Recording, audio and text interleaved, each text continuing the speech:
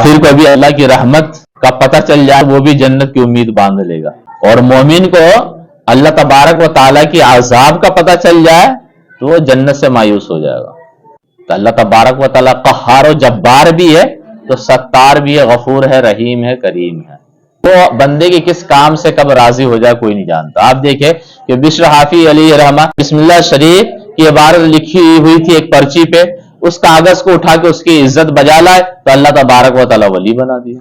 तो अल्लाह तबारक व ताला कभी किसकी अदा को पसंद कर ले कोई नहीं जानता, इसीलिए नेक काम करना चाहिए। और अल्लाह तबारक व ताला कभी किसकी अदा से नाराज हो जाए ये भी कोई नहीं जानता, इसलिए बुरे कामों से बचना चाहिए।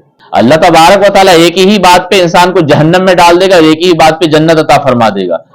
तो वो एक बात जो हमें जन्नत तक पहुंचा दे उसके लिए कोशिश करनी चाहिए, और उन बातों से बचने की कोशिश करनी चाहिए, उस बात से बचने की कोशिश करनी चाहिए जो बात हमें जहन्नम तक ले जा सकती। कि हलीमा सादिया रदी अल्लाह ताला अन्हा नबी सल्लल्लाहु अलैहि वसल्लम को वापस लेकर अपने कबीले में आ जाती हैं, और इनकी बेटी हजरत शैमा रदी अल्लाह ताला अन्हा नबी सल्लल्लाहु अलैहि वसल्लम को लेकर बहुत खुश होती हैं और लोरियां दिया करती हैं और नबी सल्लल्लाहु अलैहि वसल्लम को खिलाया करती थी।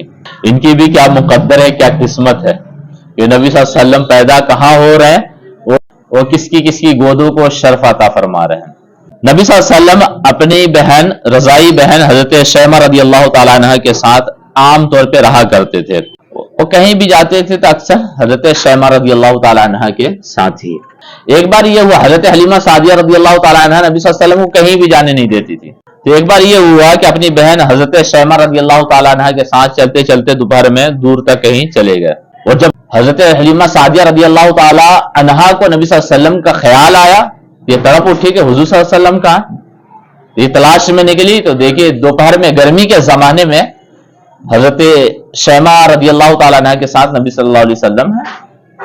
हजरत हलीमा सादिया रदी अल्लाह ताला अन्हा गई, अपनी बेटी पे नाराज हुई कि बेटी आप दोपहर में, वो भी गर्मी के जमाने में लेकर आप मोहम्मद को बाहर आई हो, ये बेहतर नहीं है। आप नबी सल्लल्लाहु अलैहि वसल्लम को गर्मी के जमाने में दोपहर में लेकर बाहर आ गई, ये मुनासिब नहीं है। हजरत शैमा रदी अल्लाह ताला अन्हा ये अर्ज करती कि वालिदा मोहतरमा मेरे भाई मोहम्मद सल्लल्लाहु अलैहि वसल्लम को ठंडी गर्मी नहीं लगती, इन्हें गर्मी लगती है नहीं, तुम ये कैसे दावा कर सकते हो गर्मी नहीं लगती? तो इसलिए कि मैं देखती हूँ कि नबी सल्लल्लाहु अलैहि वसल्लम जैसे ही धूप में आते फौरन एक बादल सर मुबारक पर आकर साया कर देता है, और नबी सल्लल्लाहु अलैहि वसल्लम जहां भी जाते ये बादल भी वहां जाता है साथ साथ, जब जब जरूरत पड़ी तब तब वो बादल नमूदार होता है, नबी सल्लल्लाहु अलैहि वसल्लम को साया देता। हम भी उस साये से फायदा उठाया करते हैं, हम भी उस साये से फायदा उठा लेते हैं। इसलिए हमारा दावा यह है कि नबी सल्लल्लाहु अलैहि वसल्लम को गर्मी और धूप की शिद्दत नहीं लगती, इसलिए कि बादल आप पे साया फिगन रहता है। नबी सल्लल्लाहु अलैहि वसल्लम के सीना मुबारक चाक होने का जो वाकया है वो भी हजरत हलीमा सादिया रदी अल्लाह ताला अन्हा के यहाँ ही पेश आया, और उसका वाकया ये है कि नबी सल्लल्लाहु अलैहि वसल्लम एक दिन अपनी रजाई वालिदा हजरत हलीमा सादिया रदी अल्लाह ताला अन्हा से फरमाते हैं कि वालिदा मोहतरमा मेरे भाई बहन कहाँ जाते हैं? ये दिन में निकल जाते हैं, शाम को आते हैं, कहाँ जाते हैं? कहते बेटा ये बकरियां चराने जाते हैं। तो क्या वालिदा मोहतरमा आप मुझे भी इनके साथ भेजो ताकि मैं भी इनके साथ जाऊं तो थोड़ा सैर कर लूं, घूम लूं, थोड़ा मैं सैर कर लूं और घूम लूं और आपकी बकरियों को भी चरा दूंगा। हजरत हलीमा सादिया रदी अल्लाह ताला अन्हा कहती कि ठीक है। और ये कहने के बाद नबी सल्लल्लाहु अलैहि वसल्लम के बालों में कंघी करती है, आंखों में सुरमा लगाती है, इनका कपड़ा तब्दील करती है, और बदनजरी से बुरी निगाहों से बचने के लिए एक यमनी तख्ती आती थी उस वक्त, यमनी तख्ती नबी सल्लल्लाहु अलैहि वसल्लम के गर्दन में बांध देती है। नबी सल्लल्लाहु अलैहि वसल्लम तख्ती उतार के तोड़ के फेंक देते हैं। आप देखिए कि दुनिया में ये अदाएं कहीं आप देखे नहीं होंगे। हम में से अगर कोई कहे कि हम बकरी चराने जाना चाहते हैं तो कोई ऐसा है कि कपड़ा चेंज करेगा, सुरमा लगाएगा, आंखों सर मुबारक में कंघी करेगा। ये नबी सल्लल्लाहु अलैहि वसल्लम की वालिदा मोहतरमा थी हलीमा सादिया रदी अल्लाह ताला अन्हा, कि नबी सल्लल्लाहु अलैहि वसल्लम को सजा के अपने घर से निकाला करती थी कि मेरा बेटा अगर अपने भाई बहनों के साथ जंगल की तरफ जाना चाहता बकरियां चराने के लिए तो जाए, लेकिन सर में कंघी करे, आंखों में सुरमा लगाए, कपड़ा तब्दील करके बेहतरीन कपड़ा पहना के फिर हलीमा सादिया रदी अल्लाह ताला अन्हा नबी करीम सल्लल्लाहु अलैहि वसल्लम को इनके भाइयों के साथ भेजती हैं। अब ये इनके भाई बहन लेकर चले गए तो थोड़ी देर के बाद हलीमा सादिया रदी अल्लाह ताला अन्हा का एक बेटा जिनका नाम क्या जमरा है, ये दौड़ता हुआ चिल्लाता हुआ हलीमा सादिया रदी अल्लाह ताला अन्हा के घर की तरफ भागा। भागते भागते अपने घर पहुंचा और जाने के बाद कहा کہ والدہ محترمہ اور والد محترم محمد کی خبر لیجیے، اور اس کے انداز سے وہ اتنا ہوپلیس ہو چکا تھا جسے دیکھ کر خود حلیمہ سعدیہ رضی اللہ تعالی عنہا ان کے شوہر گھبرا گئے. وہ بھاگتا ہوا آئے اور کوئی کانپتی ہوئی آواز میں گھبراہٹ کے ساتھ کہے کہ بھائی کی خبر لیجیے، ان کے ساتھ ایک حادثہ ہو گیا. تو یہ میاں بیوی دونوں گھبرا گئے کہ ہوا کیا. تو وہ عرض یہ کرتا ہے کہ والدہ محترمہ ہوا یہ کہ ہم بکری چرا رہے تھے، وہ چرانے مشغول تھے، ایک دیکھتے کہ کچھ لوگ آئے اور ہمارے بھائی کو ہمارے بیچ سے لے کر پہاڑوں کو اونچائی پہ لے کر چلے گئے، اور ہم نے دیکھا ہے کہ ہمارے بھائی کو وہ لوگ لٹا کر ان کا سینہ چاک کر دیے. پھر اس کے بعد ہمیں پتا نہیں کہ ہوا کیا، ہم فوراً بھاگ کے آپ کے پاس آ گئے. اتنا سننا تھا کہ حضرت حلیمہ سعدیہ رضی اللہ تعالی عنہ اور ان کے شوہر نامدار فوراً یہ دوڑ لگا دیتے اس پہاڑ کی طرف جس پہاڑ کی طرف یہ واقعہ پیش آیا تھا. جب وہاں جا کے دیکھتے تو نبی صلی اللہ علیہ وسلم بیٹھے ہوئے مسکرا رہے تھے اور آسمان کو دیکھ رہے تھے. اور جا کے فوراً حلیمہ سعدیہ رضی اللہ تعالی عنہ نبی صلی اللہ علیہ وسلم کو اپنے سینے سے لگا دیتی ہے کہ بیٹا کیا حادثہ پیش آیا.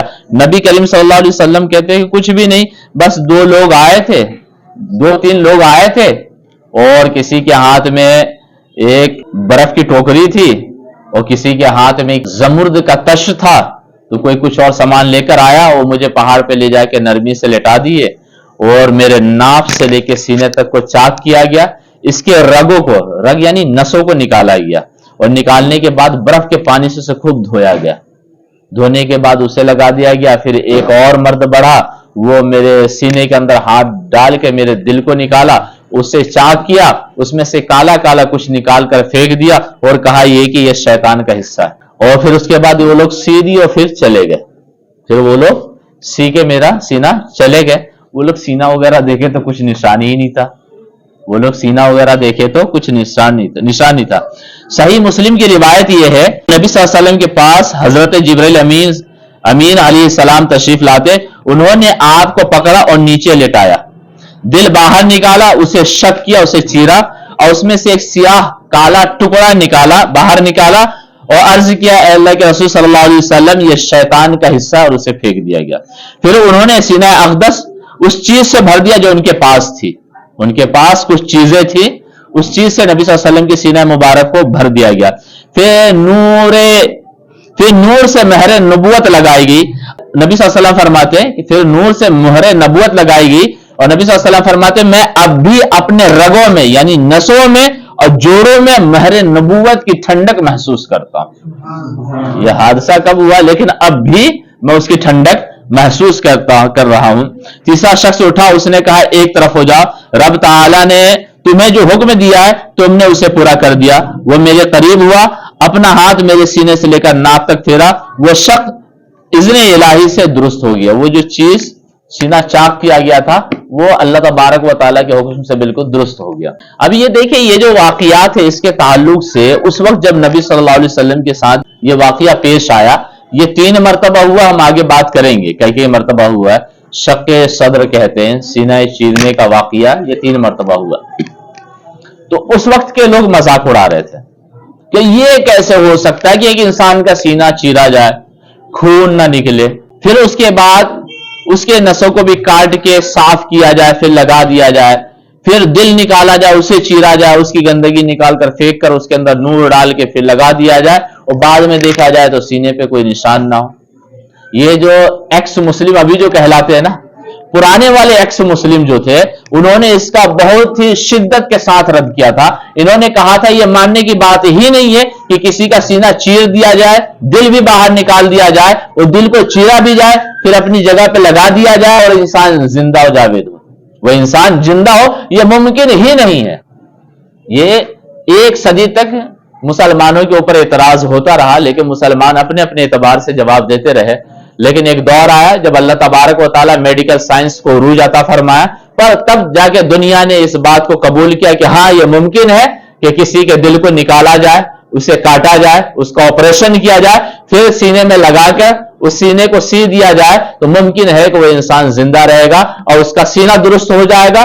ڈاکٹر اگر اچھا ہوگا، اچھی طرح سرجری کیا ہوگا تو پھر سینے پہ آپریشن کا نشان بھی نہیں ہوگا. اب جا کے میڈیکل سائنس اس چیز کو مان لی.